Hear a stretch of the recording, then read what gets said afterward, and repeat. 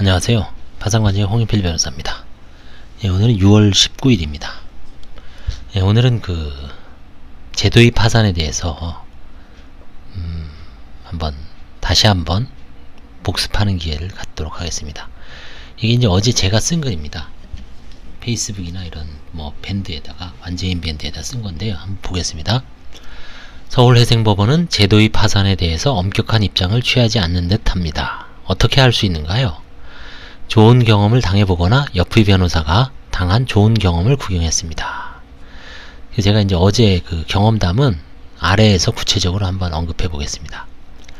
제도의 파산이 일어나는 5가지 경우가 있습니다. 불락, 취, 신, 불허가 받은 경우, 누락한 경우, 취하한 경우, 면책 기각받은 경우, 면책을 따로 신청하지 않는 경우. 엄밀하게 앞에 4개는 늘 일어나고 5가지입니다. 교과서에 나오는 5가지 사유에 있어서 이런 경우에 제도의 파산이 되는 게 다시 면책만을 위해서 파산을 신청하면 기각된다는 얘기죠. 각하 허용하지 않는다는 게 이제 대법원 판례입니다. 한번 보겠습니다.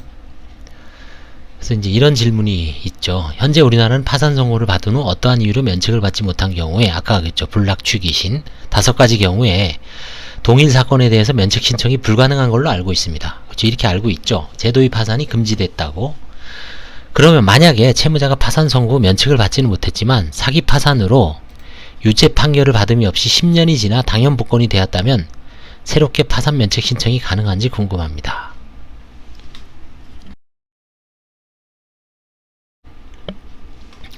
이론적으로는 원칙적으로 불가능하죠. 예를 들어 과거 구파산법 하에 2006년 이전의 통합도산법 시행 전에 파산 선고를 받고 다시 면책받기 위해서 신파산법 하에서 파산 면책 신청을 하는 것은 불가능합니다. 실제로 저도 파산법정에서 판사님에게 이런 사안에 대해서 직접 들은 기억이 있습니다. 다만 동일한 사건의 범위에 대해서 엄격하게 보는 입장과 완화해서 보는 입장이 대립되고 있는데 위 사안과 관련해서 완화설에 따르면 그 사이에 원금과 이자의 변동이 있었고 혹시 채권자가 추가되기라도 하면 완전히 동일한 사건은 아닐 수도 있으므로 인용 가능성도 있습니다. 이런 경우는 일률적으로 말할 수가 없습니다. 그리고 이제 다음에 이어지는 한번 경험담이 더 중요할 겁니다. 한번 보겠습니다. Q 질문이 있습니다. 과거 대구지방법원에서도 제도의 파산을 허용해준 사례를 본 것 같은데 서울의 경우 이러한 부분들에 대한 확립된 견해나 사례가 있는지 궁금합니다.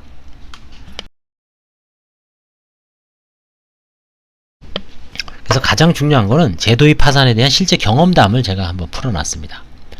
그래서 어제 6월 18일 날 어떤 관지인이 저한테 이제 어떤 사안에 대해서 질문이 와서 그것도 제도의 파산에 대한 경험담입니다. 그래서 제가 이 제도의 파산을 다시 한번 복습을 하게 되었습니다.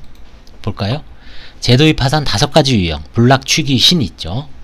불허가 받은 경우, 누락한 경우, 면책을 취하한 경우, 면책 기각받은 경우, 채권자 파산의 경우에 채무자가 면책 신청을 하지 않은 경우, 또 구파산법 하에서 지금 이제 자동 신청주의죠. 근데 구파산법 하에서 파산 선고를 받고 면책 신청을 일정 기간에 하지 않은 경우, 그런 경우에 이제 신청하지 않은 경우랍니다. 어렵지만 하여튼 불락, 취, 신 5가지 유형이 있습니다. 과거에 파산 선고 면책 절차에서 면책 불허가 결정을 받거나 면책 기각 결정을 받고 관제인이 은닉재산을 발견하거나 부인 대상 행위 적바로 환가를 하거나 부인 소송을 하려고 하자 면책을 취하는 경우가 있죠. 불락, 취. 채권자 목록에서 누락한 채권자가 있을 경우에 그 누락 채권만을 면책받기 위해서 동일한 사건에 대해서 파산 면책을 신청하는 경우, 여기까지가 4개죠. 마지막으로 채권자 파산 신청 시 현재 신파산법에서는 채권자 파산 신청 시 채무자가 면책 신청을 하지 못한 사안, 면책 신청을 못하거나 하지 않은 사안 등 5가지 경우에 이제 면책을 위해서 다시 파산 면책 신청을 할 수 있는가? 그런 경우를 제도의 파산이라고 합니다. 원칙적으로 대법원 판례는 할 수 없다라는 게 지금 확립된 견해입니다. 자, 법원의 입장을 보겠습니다. 아주 엄격한 입장을 유지하는 설. 보정명령이나 취하를 권고합니다. 기존 대법원 판례를 아주 엄격하게 유지하는 입장에서는 판사님들은 보정명령을 내리거나 취하를 권고합니다. 두 번째 견해, 다소 완화된 입장을 유지하는 설이 있습니다. 채무자를 신문하여 채무자의 사정을 청취한 후 선고를 하는 경우도 있고, 뭐 신문을 안 하고 채무자가 쓴 신청서의 어떤 여러 사정을 종합해서 선고를 한 경우가 있었습니다. 최근에. 나중에 지금 보겠습니다.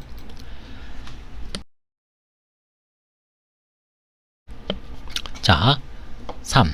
홍연필 변호사의 실제 경험담을 한번, 이전에도 했지만 오늘 여기다 제가 한 가지를 더 덧붙일 테니까 한번 보십시오. 신청 대리인으로 수원법원에 제가 신청을 해봤습니다. 2007년경 10억원 면책을 받았어요, 채무자. 그런데 10년이 지난 후 채무자가 당시 채권자 한 명을 빼먹었다면서 다시 방문했습니다. 관할 법원인 수원에 다시 신청하였으나 보정명령과 취하를 권고받았습니다. 그래서 즉시 취하를 했습니다. 채무자가 이미 고령에 소득이 적어 다시 집행하는 불이익은 없어 실제로 면책을 받지 못하더라도 크게 불이익은 없는 상황이었습니다. 두 번째요. 제가 한 파상관제 사건 중 과거의 수도권, 안산인가 아마 인천 쪽의 법무사님이었던 것 같아요. 인천법원에 파산을 신청했습니다. 파산 선고를 한 재판장은 이제 그 당시에 저희 대학 동기 판사님이었고, 면책 불허가를 내린 판사님은 또 연수원 동기입니다. 같은 이제 29기예요. 이제 이 친구는 대학 동기고, 나머지 면책 있을 때는 우리 저희 이제 반 조장님이었죠. 반이 아니라 조장님이었습니다. 그래서 이제 그때 판사님이 내리신 면책 불허가 사유가 뭐냐면 카드 남발로 낭비 돌려막기로 이제 기억합니다.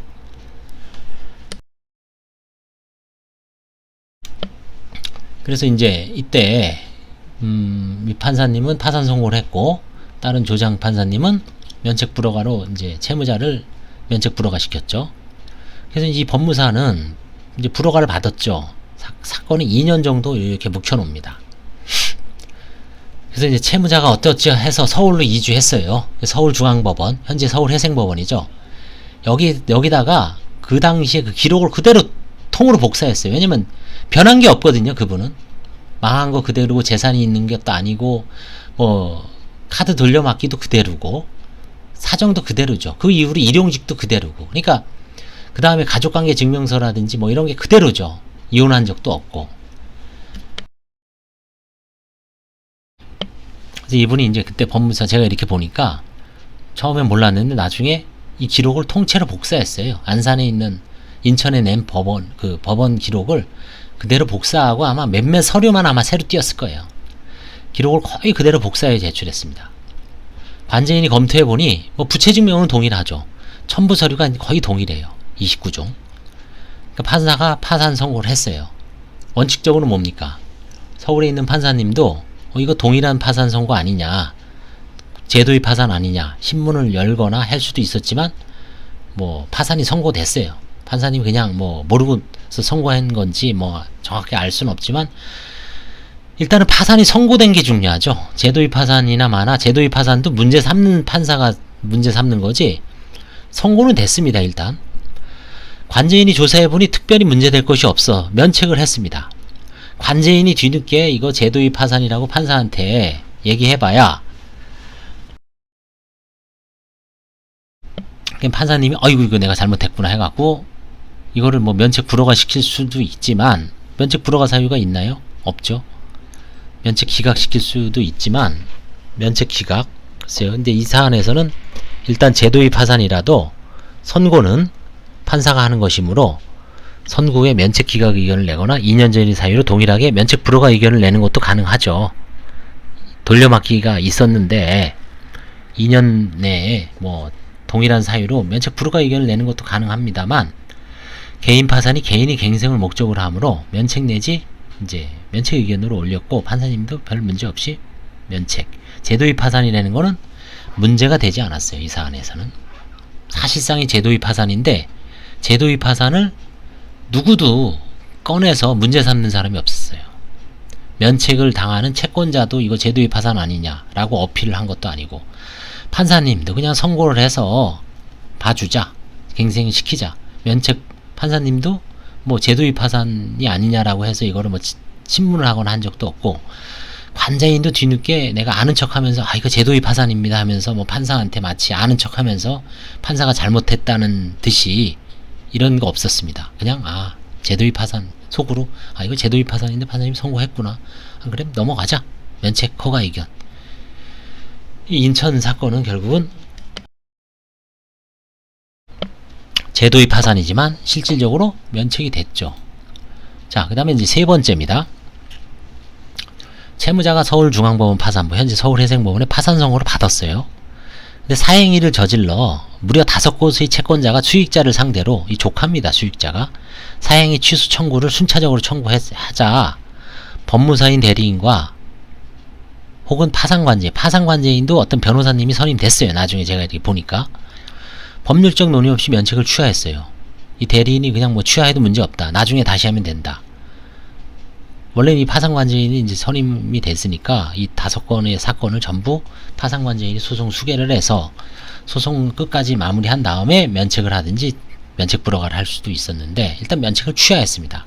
그러니까 파산은 이제 종료가 됐죠. 폐지가 됐죠. 그래서 제가 이 사행위 소송의 수익자를 대리하여 5건의 소송이 마무리되는데 약 8개월, 한 10개월 정도 걸렸어요. 졌죠, 대부분. 순차적으로 다 졌습니다.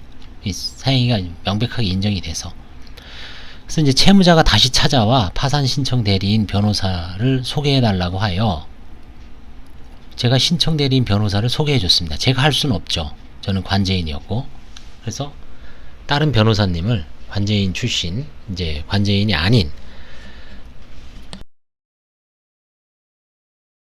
다른 변호사님을 소개를 해줬어요. 그래서 이제 그때 사안은 이미 법원의 파산 신청 후 선고가 이루어졌고 관제인도 선임된 상태에서 면책 취하된 건이라는 것을 고지하고, 즉 제도의 파산이 가능성이 있다는 점을 신청서에 상수하고, 다만 사행위 소송 때문에 순간적으로 잘못 판단하여 취하를 하였다는 점, 원칙은 이제 관제인이 수개하면 됐죠. 강조하고, 채무자가 노령으로 현재 건강이 악화된 점, 사행위 취소송에서 조카가 순차적으로 모두 패소하여 채권자들이 어느 정도 채권이 만족을 얻은 점 등을 솔직하게 신청서에 기재하라고 그 변호사한테 이제 알려줬어요. 대리인도 이제 변호사도 위에 따랐고, 채무자도 당연히 그렇게 하겠노라고 해서. 근데 나중에 이제 혹시 그 보정명령 나오는 거 아니냐 이렇게 좀 봤더니 판사님이 그냥 파산 선고해버렸습니다. 그리고 바로 면책을 해버렸어요. 제도의 파산이라는 언급은 일체 없었습니다. 결국은 제가 보기에는 그 판사님은 이거는 동일한 원인이 아니다, 채권 채무도 변했고 사행위 소송도 해소가 됐고, 그쵸? 그러니까 이제 동일한 원인이 아니라고 보았을 가능성이 큽니다. 즉 사행위 소송에서 패소하였으므로 채권자의 채권액도 만족을 얻었잖아요. 채권 금액도 줄어들죠. 그 다음에 채무자는 이제 건강도 악화되고 뭐 소득도 없습니다. 나이도 더 한 2, 3년 더 들었죠. 몸의 기능이 저해되면서 당연히 신체 고장, 장애도 생겼고.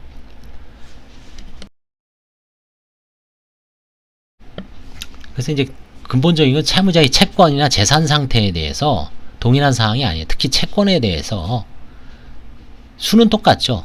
근데 금액이 이제 바뀌었기 때문에 같지 않다라고 봤을 가능성이 짐작입니다만, 이렇게 해서 이제 세 번째의 경험담이 있습니다. 자, 근데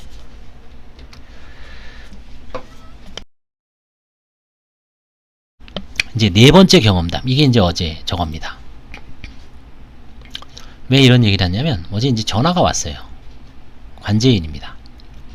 변호사님이 2017년에 어떤 사건에 대해서 관제인으로 선임됐었는데 면책이 취하가 됐는데, 이번에 그 사람이 3년 만에 다시 파산 면책 신청을 한 겁니다. 근데 파산 선고가 되고 자기가 관제인으로 임명이 됐다. 그래서 옛날 사건에 대해서 한번 조사한 사안에 대해서 특이점이 있는지, 그래서 제가 이제 보고서를, 그 당시에 보고서는 종이 보고서 시절입니다. 2017년 사건이에요. 2017년 4월 10일날 선고되고 6월 16일날 1회 기일이 예정되어 있는 사건이었어요. 이 무슨 판사님, 여자 판사님이었고, 판사님은 이제 그 해에 8월 달에 유학이 예정되어 있었습니다. 그래서 2017년 4월 10일이면 그때 회생법원이 2017년 2월인가요? 3월 1일 날, 3월 2일 날 회생법원이 개원됐습니다. 그때 어떤 이제 분위기 때 그런 사건입니다. 그래서 2017년에 보니까 이제 뭐 여러 가지 문제가 있지만 근본적으로 뭐냐면 배우자분이 97년에 펌프카 있죠. 왜 건설 현장에서 쓰는 거 펌프카 건설 기계 업을 하다가 부도가 나서 아마 배우자 이 지금 채무자 명의로 여자거든요. 여자 명의로도 좀 하다가 또 말아먹었어요. 그래서 빚이 한 1억 3천인가 있었습니다. 그러니까 이제 거의 97년, 2000년부터 채무자 및 그 부부는 아무것도 못하고 신용불량 상태였어요. 그러니까 이 여자분은 가정주부지만 애가 이제 하나 있어요. 애가 둘인가 있었어요. 생계를 위해서 어떻게 해야 됩니까? 남편분도 뭐 일용직이라도 아니면 펌프카 기술자면 어디 가서 이제 건설 현장에서 일을 했겠죠. 채무자도 마찬가지입니다. 뭐 파출부나 이런 걸로 일을 했겠죠. 그래서 결국은 이제 뭐 전세금이라도 모았겠죠. 몇 천만 원. 그래서 이렇게 이제 유난히 이렇게 이제 보니까 2005년도에 자녀분이 나이가 25인가 그랬어요. 27인가 그랬어요. 아들 명의로 부동산, 빌라를 하나 구입합니다. 강북에. 저쪽 수유동 쪽인가요? 그쪽에다가. 정릉 아니면 수유동 쪽이 하여튼 강북 쪽입니다. 그 빌라가 그 당시 한 1억 5천 되고 전세가 한 7천 정도. 그러니까 가치가 한 8, 9천 정도 돼요. 가치가 없진 않죠. 그래서 이제 아들이 그때 이제 27, 8 정도 됐으니까 이게 구입할 때는 좀 더 나이가 어렸죠. 이건 좀 뭔가 은닉이 아닌가. 아들이 어떻게 해서 어린 나이에 이런 빌라를 구입할 수 있을까라고 이제 물어보니까 아들이 이라크 파병을 갔다고 진술했습니다. 이라크 파병은 언제입니까? 노무현 대통령 때죠. 2005년인가 그럴 거예요. 자이툰 부대. 노무현 대통령이 2002년도에 당선됐잖아요. 월드컵 때. 2003년에 취임하고 2004년 아니면 2005년 경에 그때 이제 뭐 이라크 파병하느라고 뭐 반대 세력도 엄청 데모도 했지만, 그쵸? 그때 자이툰 부대장이 저희 개인 고등학교 선배님이어서 이제 우리 고향에서도 이제 화제가 됐죠. 그쵸? 그래서 이제 저는 좀 기억이 납니다. 그때. 그래서 자이툰 부대 갈 수 있다. 그때 아마 급여도 많이 줬을 거예요. 해외 파병이니까. 그래서 그 돈을 모아서 이제 뭐 집을 사지는 않았지만 기반은 잡을 수는 있는 거죠. 제대해서 한 2, 3년 있었을 거예요. 근데 이제 아무리 해도 이제 그 돈만으로는 좀 부족한 것 같아요. 그래서 이제 아마 제가 보기에는 그 부동산에 부부의 돈하고 자녀분의 돈이 같이 들어가고, 다만 이제는 자녀가 완전히 성년이 돼서 경제활동을 하니까 이자 정도는 뭐 같이 낼 수도 있고, 생활비하고 이자하고 뭐 한 8, 9천이면 그 당시 이자가 한 달에 한 3, 40만원 되겠죠. 그래서 이제 명확하게 자녀의 소득이 소명이 되는 게 아닙니다. 그래서 이제 부부의 재산, 부부의 어떤 현금 자산이 보증금으로 전환될 가능성이 있다고 보고, 이제 거기에 대해서 이제 500인가를 화해를 했습니다. 여자 채무자하고. 그리고 이제 또 다른 문제가 뭐가 있었냐면은 보험 해약 환급금이 좀 있었지만 그건 한 5, 600 정도 빼이 안 돼서 넘어갔어요. 근데 이제 아들 명의로 채권이 있습니다. 채권. 가평 정도의 채권이 존재해요. 그러니까 이거는 뭐냐면 채무자 내지 채무자의 배우자, 채무자 부부가 타인과 거래하고 아들 명의로 채권을 이제 취득을 한 다음에 뭐 누구한테 이제 각서 같은 걸 받죠. 부동산 투자를 하면서 각서를 받은 거를 기해서 그 권리 행사를 아들 명의로 한 거에 불과해요. 그래서 그때 이제 그것도 원칙적으로 한가 대상인데, 기획부동산과 관련된 사건에는 대부분 알 수 있겠지만 어떻습니까? 환가가 좀 힘들죠. 또 가압류된 채로 뭐 지분 정도 해서 그걸 환가하기가 좀 어렵습니다. 그래서 그것도 이제 보니까 다만 그 명의로 아들 명의로 취득한 것 같아요. 그러니까 결국은 그 부동산도 아들 명의로 채무자의 계산으로 취득한 게 좀 명백해 보였습니다. 물론 이제 아들도 만약에 뭐 자이튼 부대에 파병을 해서 어느 정도는 좀 국가의 공헌도 하고 돈도 벌어서 그걸 밑바탕으로 해서 부모님한테 집 살 때 자기 명의로 사면서 큰 보탬이 됐다는 거는 맞는 것 같아요. 그것도. 그래서 이제 500만 원을 환설을 했는데 이제 그게 부담이 됐나 봐요. 그래서 이제 아마 취하를 한 것 같아요. 저도 이제 이번에 알았죠. 취하한 거 이제 종료됐겠죠. 그때 파산 절차 폐지, 면책 취하면 기타 종국이거든요. 그래서 이제 그때 바로 1회 기일도 아니고 한 5월달에 취하가 됐을 거예요. 화해 계약을 하고서 이행이 안 되니까 뭐 자신이 없었든지 아니면 취하를 했습니다. 취하가 되고서 1회 기일이 안 왔죠. 사실은 그때 이 판사님이 미국 유학 가시기 전에 좀 채무자들을 구제해주기 위해서 제가 가지고 있는 사건 중에 좀 묵은 사건 있잖아요. 한 2, 3년 된 거. 화해 계약을 했지만 돈을 아예 못 내거나 아니면 일부만 내거나 막 계속 이행 중인 거를 다 추려서 그냥 끝내라. 명령을 내렸어요.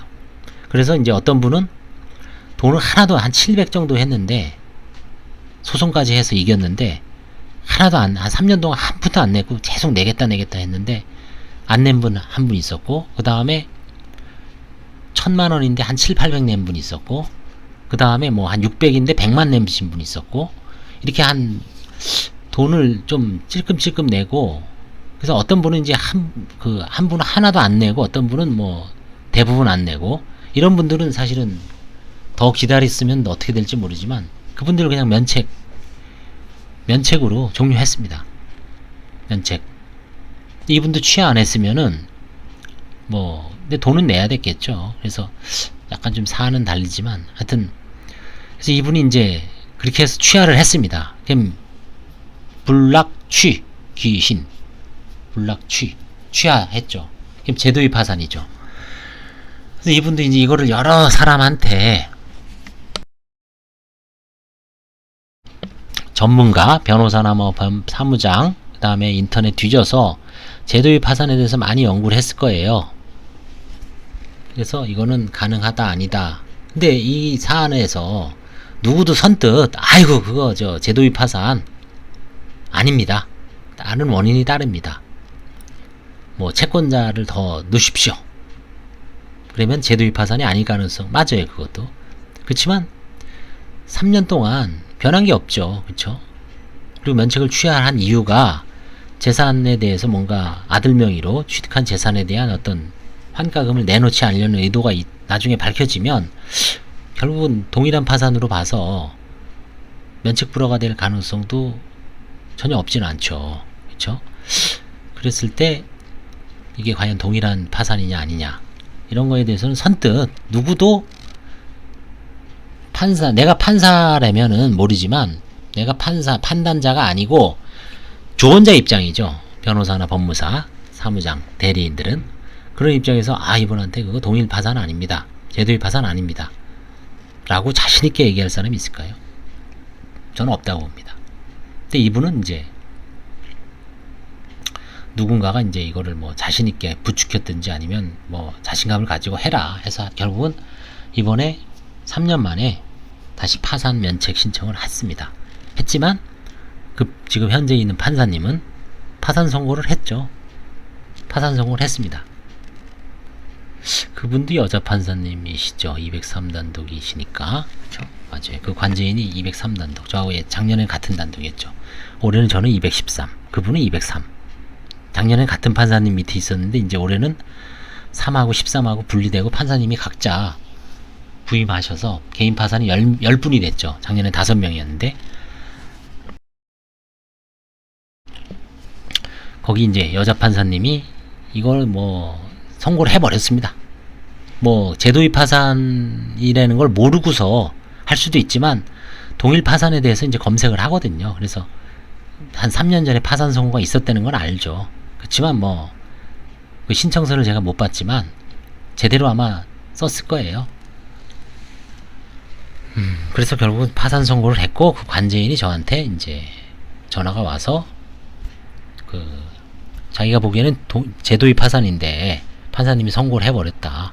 지금 저는 이제 아까 얘기했죠. 관여하지 말라. 어차피 뭐 판사님이 선고한 거니까 관제인 입장에서는 면책 불허가 사유만 있는가 없는가. 그래서 제가 이제 그 당시에 가평에 있던 땅의 채권의 존재, 그건 이제 어떻게 처리되는지만 알면 되는 거고, 그 다음에 그 성북구, 강북구에 있던 그 빌라 취득과 관련돼서 뭐 그 이후에 빌라가 좀 뭐 팔렸다든지 아니면 안 좋아졌, 경매 넘어갔다든지, 그 빌라에도 뭔가 하자가 있어요. 토지하고 그 지적이 불일치해요. 그 다세대인가 뭐 다세대 빌라인데 땅의 면적이 합이 1이 안 된가, 1이 넘나 뭐 하여튼 땅하고 면적 그 지분하고 이게 불일치해 갖고 가치가 좀 떨어진다고 제가 그때 사무장한테 한번 리서치를 시킨 적이 기억이 나고 보고서에도 기재가 돼 있는데, 그래서 이제 그 가격이 제대로 안 나오는 빌라였습니다, 그 당시에.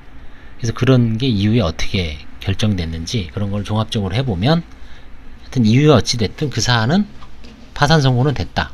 그럼 관제인은 이제 면책 불허가 사유가 없으면 면책, 그 다음에 면책 불허가 사유가 있더라도 갱생을 위해서 재량 면책. 그래서 그분은 3년 만에 다시 구제가 될 수도 있죠. 자, 이렇게 제도의 파산은 어떻습니까? 교과서에 써인 거하고 실제 실무하고 온도 차이가 있다는 얘기입니다. 그래서 너무 이런 비슷한 사안을 가진 분들도 너무 죽을 상을 쓰고 아이고 이거 뭐 방법이 없냐라고 그렇게 할 필요가 없습니다. 정확하게 전문가를 찾아와서, 이건 제가 경험한 거거든요. 이거 제가 지금 경험한 거 지금 가, 나, 다 세 개. 그 다음에 오늘 아까 좀 전에 계속 얘기한 거 라. 저도 이제 4건이에요 벌써. 제가 4건이 어떻습니까? 다 잘 된 거잖아요, 그쵸? 다 면책 받은 거예요 결국은. 4건이 다. 요 한 건은 뭐 이제 제가 한 거, 이거는 이제 취하를 했지만 나머지 3건은 다 면책 받은 겁니다. 4건 중에 3건은 면책 받은 거예요. 한 건은 못 받고. 그러면 이구동성으로 서울회생법원에서는 판사님들이 제도의 파산에 대해서 아주 엄격하게 판단하는 게 아니다라는 게 지금 대체적인 예상 의견입니다. 이것도 제 개인적인 의견인데, 뭐 여러 관제인 44명을 다 조사한 건 아니지만 뭐 이런 거 보면 알 수 있잖아요. 어제 그 사안은 제 사안은 아니지만 옆에 있는 관제인 분이 이제 저하고 의논을 하고 제 케이스고, 그쵸? 그래서 4케이스 중에 3케이스가 이제 제도의 파산이 허용된 사례가 있기 때문에, 과거 대구에서도 이제 허용해준 사례를 본 것 같은데, 이거 누가 물어본 겁니다. 지방에 있는 관제인 분이. 그래서 제도의 파산에 대해서는 이런 비슷한 사안으로 고민 중이신 분들은 한번 적극적으로 다시 구제의 길이 서서히 열리고 있다라고 보니까 너무 죽을 상 하지 마시고 빨리 좀 정신을 차리고 전문가를 찾아가서 한번 잘 좀 상담을 해서 다시 면책을 받을 길은 없는지 적극적으로 한번 알아보시기 바랍니다. 그렇죠? 그러니까 이분 지금 아까 신모씨 아주머니 다시 적극적으로 해갖고 이제 선고됐잖아요. 그렇죠? 일단 선고만 되면 면책은 됩니다. 거의 뭐 불허가 사유가 있을 수가 없죠. 왜냐면 그 살아온 자체가 암흑인데 그 사이 뭐 재산이나 제대로 있었겠어요. 그냥 먹고 살기 바쁘죠. 그쵸? 그러니까 일단 선고만 되면, 선고를 안 해주니까 제도의 파산이죠. 제도의 파산은 안 해주겠다는 게 대법원 판례니까 자꾸 선고를 안 하려고 그래죠. 각하시키거나 취하를 권고하거나, 이게 이제 기존의 엄격한 판사님들. 그런데 반대로 얘기하면 또 다른 판사님들은 살짝 비틀어 보면 아이 이거 뭐 다른 사안인데 봐주자, 그쵸? 그렇게 또 넘어갈 수도 있다는 얘기예요, 결론은. 그래서 제도의 파산으로 좀 고민 중이신 분들은 다시 한번 힘을 내 보시기 바랍니다. 감사합니다. 도움이 되셨다면 좋아요와 구독, 알람 설정 부탁드리겠습니다. 감사합니다.